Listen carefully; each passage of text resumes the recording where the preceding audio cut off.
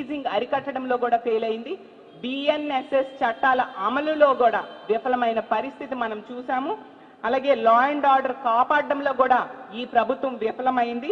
అలాగే పోలీస్ శాఖలో రిఫార్మ్స్ తేవడంలో కూడా ఫెయిల్ అయిన పరిస్థితి. పోలీస్ శాఖని ఇతర శాఖలతో కోఆర్డినేషన్ చేయడంలో కూడా ఫెయిల్ అయింది. ప్రజలకు సత్వర న్యాయం అందించడంలో కూడా ఫెయిల్ అయిన పరిస్థితి మనం చూసాము. ఈ విధంగా అన్ని రకాలుగా కూడా ఈ ప్రభుత్వం పోలీస్ వ్యవస్థని, అలాగే ప్రభుత్వం ఫెయిల్ అయింది, తద్వారా పోలీస్ వ్యవస్థను కూడా ఫెయిల్ అయ్యేట్టుగా చేసిన పరిస్థితి మనం చూస్తూ ఉన్నాము.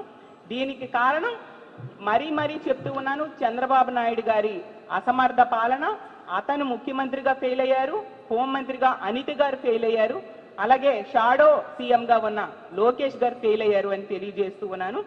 ఈ రాష్ట్రంలో ఎంత దారుణమైన పరిస్థితులు ఈరోజు నెలకొని ఉన్నాయో మీకు కొన్ని చెప్తాను. ఒక ముంబై హీరోయిన్ని కాపాడడం కోసం, ఒక ముంబై హీరోయిన్కి రక్షణ కల్పించడం కోసం పోలీస్ వ్యవస్థను ఉపయోగించారు.